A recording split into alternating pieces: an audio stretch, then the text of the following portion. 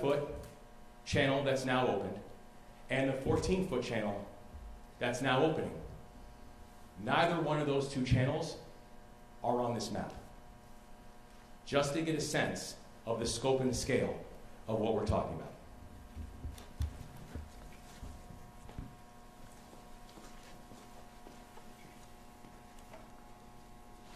So we know that in order for that to happen, for example, to get those vehicles, and what's going to happen as we can then get to a 35-foot depth and a 35-foot draw, that we can start getting the larger ships back on. The reason that also becomes so important is because once you can start transporting vehicles, it's not only that it impacts the large vessels, but if you look at what happens with those vehicles, that supports the lives and the livelihoods of at least 100 longshoremen every time a large vessel can pull into the port of Baltimore. So we have a long road ahead, but I'm grateful that because of the extraordinary work of his team and the people who are out there, that work is moving. On the third piece, we're going to take care of our people. Last week, the Biden-Harris administration accepted our request to approve the Small Business Administration's Disaster Relief Declaration, and they accepted it within hours. Today, the Lieutenant Governor, Senator Cardin, Congressman Councilmember Costello, and I visited the new Business Resource Center that's been set up as part of that declaration. And together, we had a chance to speak with Marylanders who were coming in to get the support. We also had a chance to speak with this remarkable staff. And together, we had a chance to meet people like Yaritza Perez Acosta. She's been working with the Small Business Administration since 2018. She lives in Puerto Rico, and she just came from a disaster declaration site in Rhode Island. Her work is remarkable, and I thank her for her service, and it's because of her work that she's able to see people like Casey, who has a tire business, or she's able to see people like Will, individuals like Will who own a trucking business and has 2 employees and is trying to figure out what his next steps are going to be. People like Yaritza sees them, and she supports them, and we're all grateful. We now have 2 business resource centers that are fully operational. One permanent location in Baltimore City, and the other temporary location in Baltimore County. And we will have news on a permanent location in Baltimore County soon. So to all Marylanders looking for hours and locations, please visit sba.gov and you can get all the information that you need. Yesterday, we also formed a new intergovernmental economic response team. The Lieutenant Governor will chair the first meeting this evening. And I've appointed 3 members of my staff to work with the Lieutenant Governor on that effort. Deputy Chief of Staff Manny Welch, Deputy Chief of Staff Johnny Dorsey, and Chief Performance Officer Asma Mirza. And they're working around the clock to make sure that we're taking care of our workers and our businesses and everyone affected by the economic consequences of this collapse. One of the mantras in the military we had was, mission first, people always. And that is the mindset that we are applying to this effort. I'm also working closely with the Maryland General Assembly on the Port Act. Our team has offered several amendments to that piece of legislation, and today I just briefly want to highlight 3 of them. The first, we propose the creation of a new permanent scholarship program for the families of transportation workers who die on the job. The work that these men and women do every single day is both essential and dangerous, and we must ensure that when there are tragedies like this one, that the state does not forget about their children and their families. Mission first, people always. Second, we propose flexibility in work search requirements for unemployment insurance. That way, port workers who receive unemployment insurance will be ready to return to work at the port when operations move back to normal. Mission first, people always. Third, we propose an amendment that will ensure flexibility for our Department of Commerce and our Department of Labor, because our goal is to make funding available for critical needs of workers and businesses as we move forward, mission first, and people always. We cannot possibly find every answer to every problem in the next few days before session ends. But we can give the state the ability to respond, and quickly, over these next months. I also want to take a second to talk a bit about the state budget. When session began, our administration introduced a responsible budget that did not raise taxes. The House and the Senate have been moving through their process over the last several weeks to get a final budget to my desk for signature, and we are now 7 days from the end of session. So yesterday, I signed an executive order extending the legislative session by 10 days. I recognize that the House and the Senate are coming to the table with different perspectives. I know they are both working in good faith to achieve a resolution. And the parties are not that far apart. We all want to do what's best for the people of this state. So what I did yesterday was necessary that we can provide both the House and the Senate the time to find a reasonable compromise and get me a budget that I can sign. Now, fourth, on rebuilding. We cannot rebuild the bridge until we clear the wreckage. But I'm telling you, we are going to get this done. We will clear the channel. We will move the dolly. We will rebuild the Francis Scott Key Bridge. Every day I meet more people who prove what it means to be Maryland tough and Baltimore strong. And today, we are here with Chief Petty Officer Morgan Merritt from the U.S. Coast Guard. She's in charge of the AIDS and navigation team. And they're the ones who help make these temporary channels navigable by commercial vessels. Her team was out in the pouring rain this morning, laying down navigation markers so ships could move through. There was nothing that was going to stop her or her team.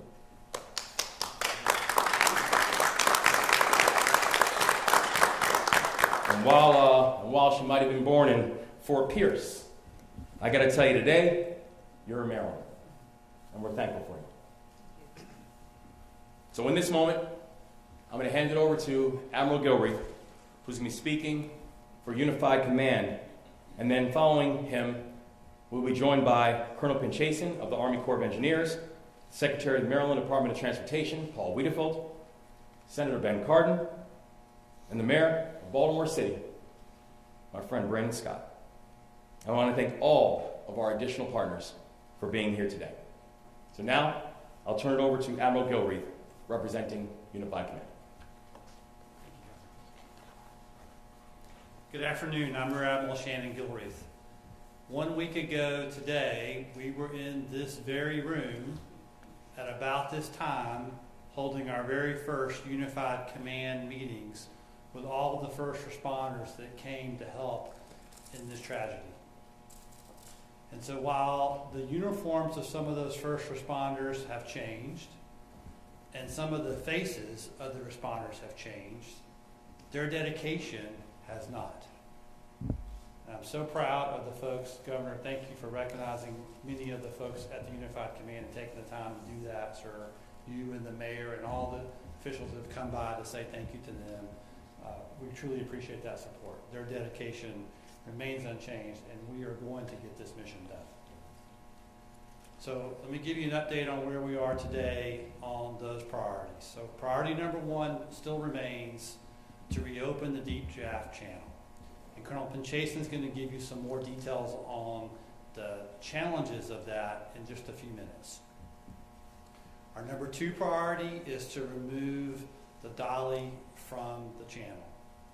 And we continue to work on that. We've got divers going down today that are still continuing to survey around the ship. We've got engineers that are working to plan how we remove portions of the bridge from the dolly, as well as remove damaged containers. And our third priority is to remove the rest of the bridge from the waterway. And we continue working along those lines, led by the efforts of the Maryland Department of Transportation and their contractors. And so yesterday we had a planned lift of one of those sections. The weather has delayed that lift, and so we haven't yet completed it, but it's still in the process, and we're still working to get that done over time. We just can't do that lift in lightning and some of those other conditions are making that challenging. But from a safety perspective, it is unsafe to operate those cranes when we don't have lightning in the area. So we're going to continue to work to do that, but we've got to do that safely. Now, as the governor mentioned, we have made progress in a couple other areas. We have reopened that northern channel that we spoke about yesterday with our first 2 barges to traffic through there. And we just reopened that southern channel today at a draft of 14 feet. We're going to continue working and planning for a 3rd alternate channel when we get those spans that are just north of the deep draft channel removed.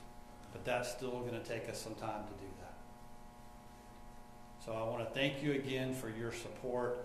I want to turn it over to Colonel Pinchason to give us an update on the actual challenges that we're finding with that deep draft channel and the engineering that her team and the Navy Supervisor of Salvage team and our contractors are doing on that. Colonel Pinchason.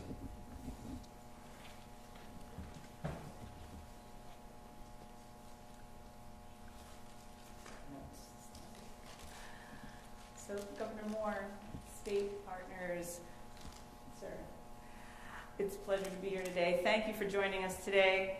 Our priority remains clearing the federal channel, that 50-foot shipping channel, and that is an integrated operation for salvage operations and recovery operations. And when you mentioned earlier, sir, mission first, people always, that's exactly what that is. It's not just about the engineering. And I just, as you mentioned that, that's what came to me, because as our engineers are assessing and surveying and figuring out how they're going to lift those loads, they know in the back of their minds that they are also looking for any traces of the fallen and anything that they can recover. That is an integrated part of our effort. Mission first, people always. So thank you for inspiring that, sir. Yesterday and today, our teams are working as best they can, considering the weather. Crane operations had to be paused temporarily, but they're back online now. The lightning hindered that for a little while, but as Admiral mentioned, we're able to continue in a safe fashion. We're taking every precaution we can to make sure our folks are safely operating and conducting salvage operations. The Unified Command consists of an amazing team of Department of Defense, federal, state, and industry partners from the salvage community. It is absolutely the right team to take on this challenge. And so we've implemented a very methodical, disciplined, but iterative approach where we assess and engineer and then execute. And we're getting a much better understanding of what we're dealing with by bringing in another dive team, by bringing in 3D survey capability and employing that over the last few days and getting a much better picture than what you're seeing on the skyline. We're going to cover that there. What those 3D surveys demonstrated for us and what they're indicating is that the wreckage on the bottom of the 50-foot channel is far more extensive than we could have imagined. What we're seeing and I'll head over there here in a second, but we have portions of the wreckage that are completely collapsed. What this means is that the state of that wreckage makes it very difficult to figure out where to cut, how to cut, to put it into what we call bite-sized pieces, although the bites we've had are 250 tons.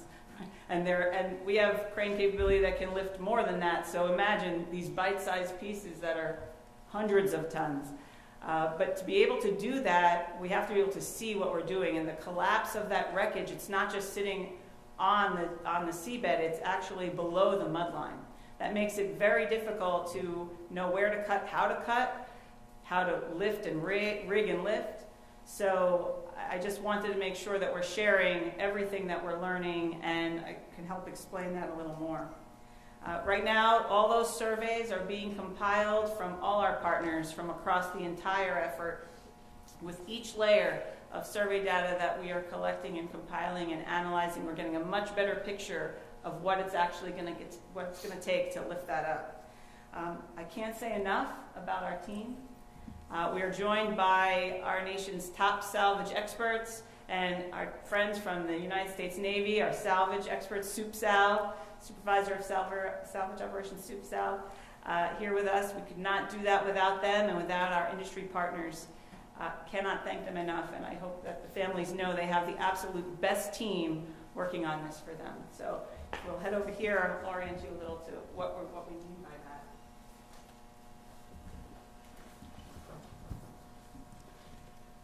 So as the governor mentioned, this is a survey graphic. I know it's a little pixelated. I don't know if we can shift. You said to shift it on the screen. Okay. This is what you all have seen. I think most of you have been out on site and have seen the wreckage.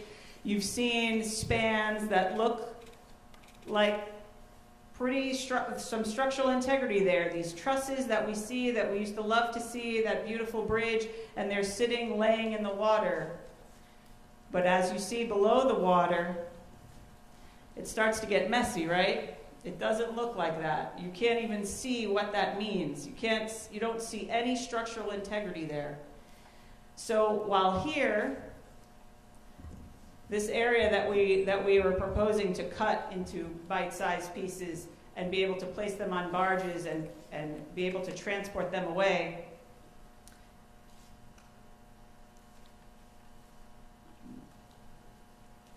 there you go. I'm fully trained now. What we're seeing in the water is that the wreckage has been completely collapsed. Some people use the term pancaked. But that's making it very difficult to even determine where to cut, how to cut. It's very dangerous for our divers to be able to go into this area. They can't see anything in front of them. This area is extremely unforgiving for them to work on. So the more data we have, the more surveys we can compile. We're completing survey data from the other side as well, and we're going to be able to put together a plan to get after this. It might change how we're going to lift this portion of the collapsed wreckage off the bottom of the seabed. You can see here, this wreckage looks still somewhat intact. We're looking here, you see, these are areas where we'll be able to cut and lift, but then as you go below the surface, 50 feet down in the water, it is not something that we're going to be able to cut through, and we don't want to put people in danger if there's going to be instability. So we're now developing our plan for that. Now, just to make sure folks know, this is something that the salvage community knows how to do. That we are marshaling equipment to enable this additional type of lift. So that's when I say that we have the right people on the job figuring out how to get after this, that is 100% true. This is, for us, it looked very, I don't want to say clean, I don't want to make it sound like it's not as complicated, that this is going to be easy. It is absolutely still complex. Salvage operations are not an easy task. The magnitude of this is enormous, as you've all seen. But as you go deeper in the water, this does not represent what's underneath the water. So we thought it was really important for you to understand what our divers are dealing with and what the courage they have to risk as they're conducting operations. We are taking every precaution to keep them safe. We are making sure that when we send them in, that they are guided properly, but it's very methodic, and we have to do it very carefully. And I know that takes time, but we're very thankful for the support from the governor, who understands what it actually is going to take to do this. And we can't thank you enough for that support behind all these things. So while the cranes might not be moving, I can't even tell you how much is going on behind the scenes with our engineers. It's humbling to see how hard they're working. Amazing. I'm going to hand it off right now to the Secretary of Transportation. You're coming over? I'm good. Good afternoon. I'm Paul Wiedefeld, Transportation Secretary for Maryland Department of Transportation. The Maryland Department of Transportation continues to work with the Unified Command to advance the Governor Moore's key directives as outlined. As the Governor mentioned, the weather has impacted some of the salvage work, but we continue to make progress. Overall, hundreds of people from across the country and dozens of pieces of equipment are working on our unified response. And as was mentioned earlier, the contractors that we had on board went to work immediately. Thank you, Senator. That's using the $60 million that we received from the Federal Highway Administration, which allowed us to get right to work immediately. As has been said, and I'm going to repeat it, we're operating at a high level of care for safety, and we will not sacrifice safety for speed. Turning to traffic coordination, the department continues to monitor and adjust the system. This morning, commuters saw higher traffic volumes and crashes with the rain, flooding, and many returning to their normal routine following spring break. I urge everyone to prepare for extra time and please be patient and courteous to your fellow drivers. The State Highway Administration continues to deploy extra emergency response vehicles to help disable motorists and clear crashes quickly. And we're continuing to monitor traffic and patterns as motorists shift their travel patterns in the Baltimore region. One suggestion for our highway users: before you head out, check our traffic cameras to see real-time conditions and plan your best route. You can find our traffic cameras on the website chart.maryland.gov. Governor, you continue to stress the importance of rebuilding the bridge, and I just wanted to make sure people understand, with everything that you're seeing here out there in the background, we're doing the same in planning for the rebuild of the bridge, particularly working with our Federal Highway Administration to line up everything we need to basically create an innovative and a very quick design and a building process. So in closing, our thoughts at the department are with the victims and their families. We know we mourn with you and we work in honor of your loved ones. Thank you. Senator Cardin. Ben Cardin, Senator. First, I just want to give my impression of what a unified command should be like. This is a model unified command. It has brought together the federal partners, the state partners, our city, our county partners, all together to be united in a mission. And as a result, we've made significant progress. I want to join the governor first in acknowledging our thoughts and prayers with those 6 that lost their lives and our commitment to bring closure. That has always been our priority, and we will continue until closure is brought. Our priorities are to open the channel and to replace the bridge. Governor Moore, I want to thank you for your extraordinary leadership in this state. You have brought us all together with a mission, and you've inspired us that we will not rest until we accomplish that mission. We're going to get it done, and we're going to get it done safely. Admiral, I can't thank you enough in regards to what the Coast Guard has done, and Colonel, in regards to the Army Corps. Our partners have been here. I'm frequently asked from our federal congressional delegation, will the federal government be there with the resources that Baltimore needs? Well, look at what resources have already been made available to Baltimore. The Army Corps has had the expertise of federal agencies. They've had the money, they've had the resources, they've had the equipment. President Biden has made sure that will be done. We have the resources necessary to deal with the mission of cleaning up the channel. And as Secretary Wiedefeld says, we have the resources to start the replacement of the bridge and to deal with the challenges, transportation challenges with the bridge coming down. Next week, I have scheduled a meeting for our congressional delegation with the OMB, Office of Management and Budget, with the state of Maryland, to make sure that we coordinate in Congress with the Biden administration to make sure they have all the resources they need to complete the mission in Baltimore. We recognize that the priority now is to open the channel. We can't replace the bridge until the channel is opened, although we start planning it. But we need to make sure that we have the commitment moving forward to replace the bridge with the type of bridge befitting our community and the needs of our community. We are committed to making sure that happens.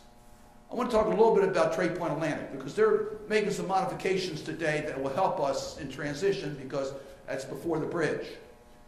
In 2020, Senator Van Hollen and I worked to get a port grant to Trade Point Atlantic to make it more capable to deal with port activities.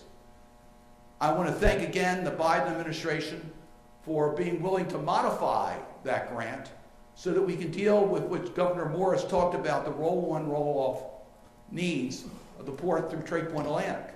It's that type of flexibility, it's that type of action that is allowing us to try to mitigate the severe damage to our economy and the regional economy as a result of the channel being blocked. I want you to know it is a team effort. Senator Van Hollen and I have worked closely with the Moore administration along with Congressman Mfume and our entire congressional delegation. Mayor Scott, thank you for your extraordinary leadership working with your counterparts, the county execs of Anne Arundel County and Baltimore County. I had a chance earlier today to visit the small business operations in Dundalk. Excuse me, around here. And it was actually in East Baltimore. I had a chance to see firsthand how important the SBA programs will be. Make no mistake about it, small businesses are the growth engine of our economy. That's where we get job growth. They are innovative. They figure out ways to do things. When you think of the Port of Baltimore, when you think of a port, you don't necessarily think about the hundreds and hundreds and hundreds of small businesses that are making that port operate. Many of the transports are done by independent contractors and small businesses.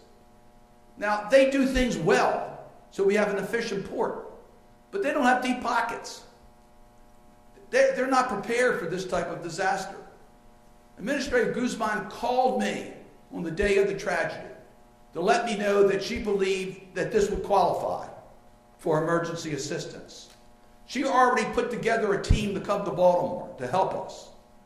And as soon as the state could come forward with their application, it was approved at the federal level. And it means so much. The governor talked about some of those business owners that we saw today. One has 2 employees and 2 trucks. And he'll be out of business unless he gets some help. And what we're going to be able to do through this program is give that person the hope the help that they need now, and with the traffic coming through the port, the business, so that they can stay in business. So this has been a team effort. Our federal congressional delegation, Governor, is with you. We're going to do everything to make sure you get the help that you need from your federal partners. And I want to thank all of our federal partners who have been here from day one, and they're not going to leave until mission accomplished. Mayor. Thank you, Senator. Thank you, Mr. Governor. Good afternoon. A week ago today, our city, our state, and our region endured a massive and unspeakable tragedy. But despite the pain, Maryland and Baltimore did what we always do. We came together to support those in need and to begin the recovery from this unspeakable tragedy. I want to thank you all for continuing to be here to bring attention to this story as we work to build a Baltimore back and overcome the multitude of challenges it's posing to our city, state, and region. And of course, first and foremost, again, the thoughts and prayers of all of Baltimore will now and forever be with those who we lost.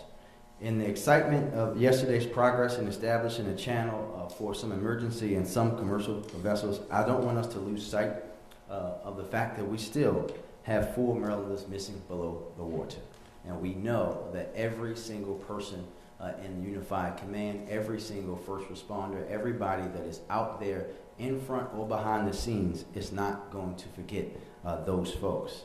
And I know that no one up here will rest until we bring them home and provide closure to their families. Yesterday, we talked about meeting with the union members from ILA and making the same commitment to them that we made to the families, that we will always be with them to see this through alongside them.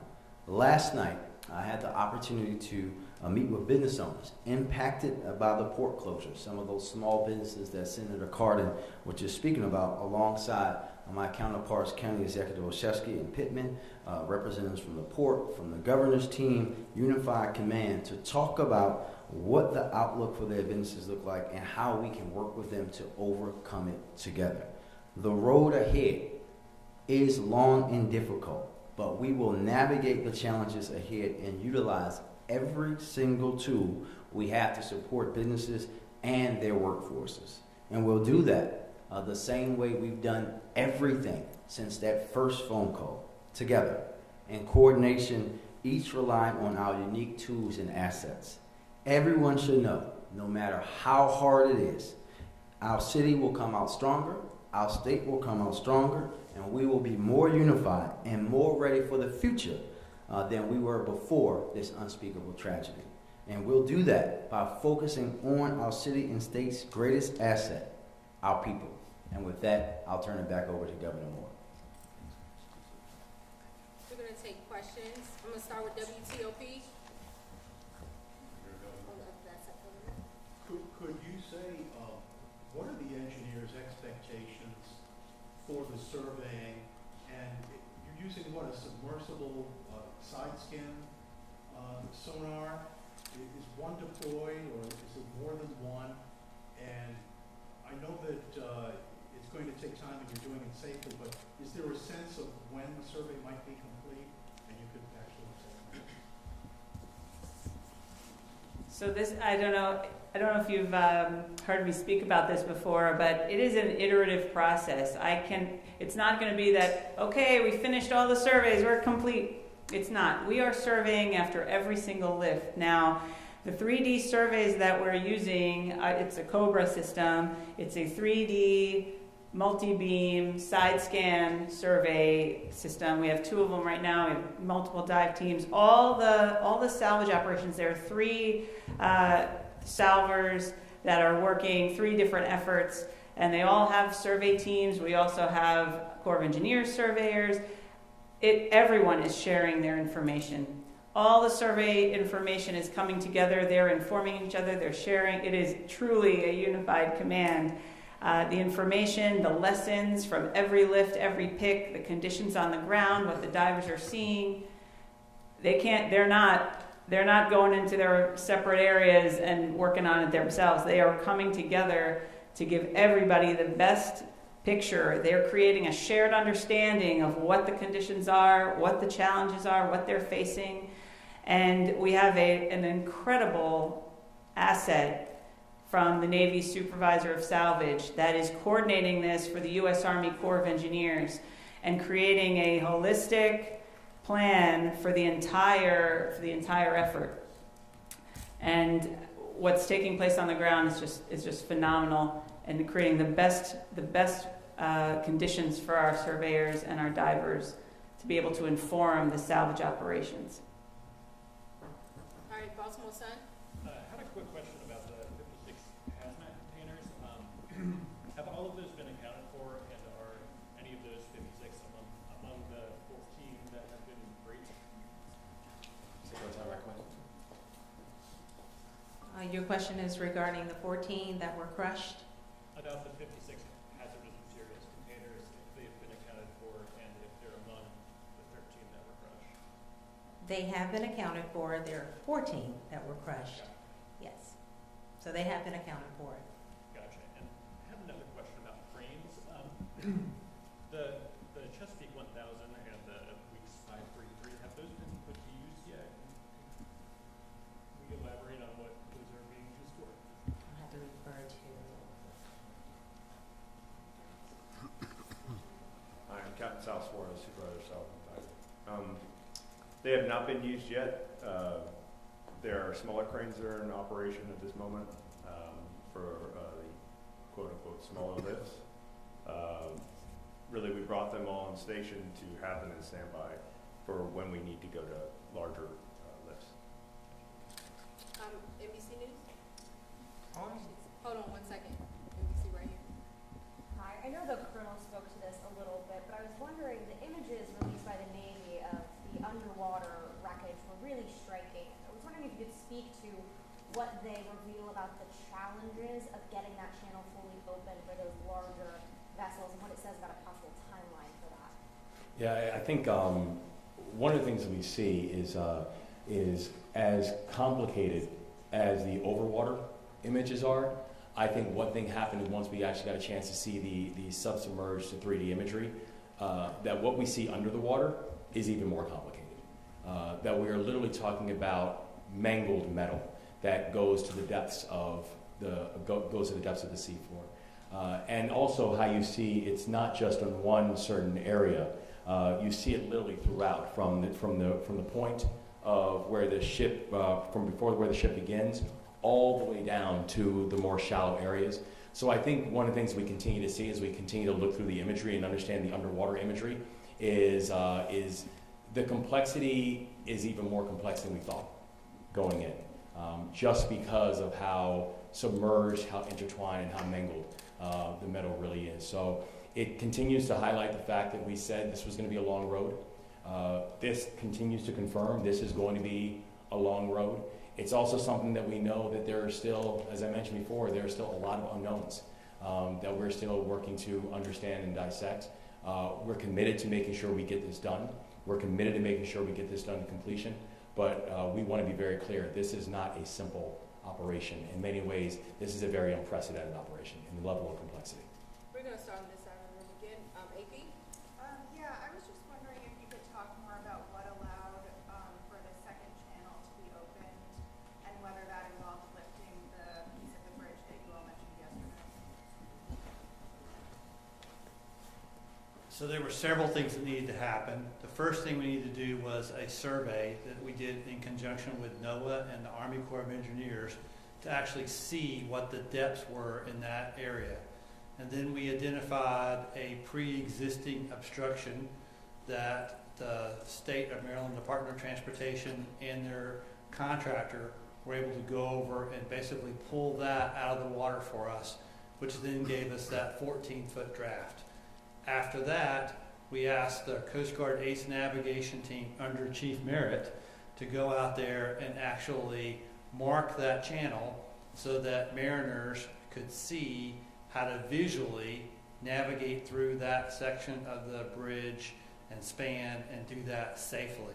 And so those were the steps that went into it. The Unified Command reviewed all of that material after it was marked and made the decision it was safe to open that alternate channel. Similar things went into the first channel. There just wasn't an obstruction there, ma'am. Okay, was the obstruction that piece that you mentioned yesterday that was... Yes, that was a piece that we mentioned yesterday. Yes, ma'am. And do you have any timeline on opening the third channel at this time? So the third channel will depend upon when we can complete the removal of the bridge obstructions in that section north of the Deep Jaff Channel. So after that's completed, then we'll complete a survey, and then we will mark that channel as well. All right, CBS News. This is to the governor. At the SBA sites that you visited or you visited today, did the staff give you an update of the number of businesses that have applied for the aid? And you mentioned 57 businesses have applied already. Do you have an update on that count? Yes, so they told us that 57 had come in and had come in online before. They were still calculating the numbers that had come in thus far for the day, but the indication that we got was that already the number was in the dozens of people. And what they were noticing was not just a flow of people who were both going online and going through the process, but a steady flow of people who were actually coming in to get their questions answered and put together in-person applications as well. So they've indicated that the flow has been steady, but the thing they also showed us is that they're prepared for it. Did they give you any indication that they're seeing a trend of what types of businesses are applying at the initial onset? So in fact, we were actually speaking about that when we first went in. The senator and I were asking this question. All the things that they're seeing are people who have some form of attachment to the port.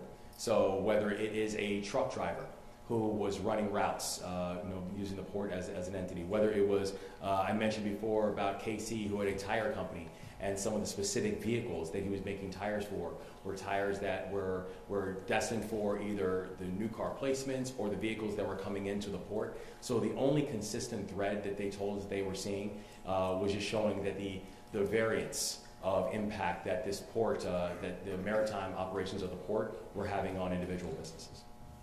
Bloomberg. Thank you, Governor. Appreciate it. Question for Senator Cardin. Anybody else who wants to weigh in? Can you speak a little bit to what any potential congressional appropriation will cover? You mentioned to start construction and when you would expect the White House to formally request those funds.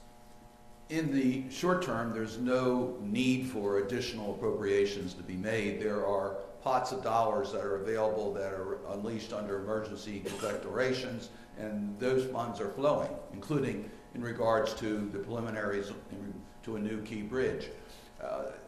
There are agency budgets that cover a lot of these needs. They're prepared for these types of emergencies. So there's been no slowing down, and we don't anticipate any slowing down. there's a limit to how much funds are appropriated. So there comes a time when you have to replenish those funds. That goes through the normal, in many cases, the normal appropriation process is not necessarily designated to Baltimore or Key Bridge, but there are going to be funds that are going to be necessary to be replenished as a result of this type of an emergency. When you have a tragedy like this, a catastrophic event to infrastructure that has national significance, the Congress has come together to make sure the resources are there so that infrastructure can be replaced. And I want to acknowledge Senator McConnell, the Republican leader of the Senate, for his positive comments today about the federal government will be there. All right, we're gonna take our last question from the Afro. As traffic is diverted, pressure is being put on the Harbor Tunnel, opened in 1957, and the Fort McHenry Tunnel, opened in 1905. Is there concern about tunnels and surrounding roadways aging quicker than normal given the amount of traffic these tunnels receive over a period of time, with the removal of debris and the building of the bridge? Thank you. We've seen approximately 15,000 additional vehicles a day on the Fort McHenry and about 7,000 on the Harbor Tunnel. So over time, yes, they will have an impact. So what we will do is we'll monitor the condition of those facilities and make any necessary improvements to make sure that the safety of those facilities are maintained.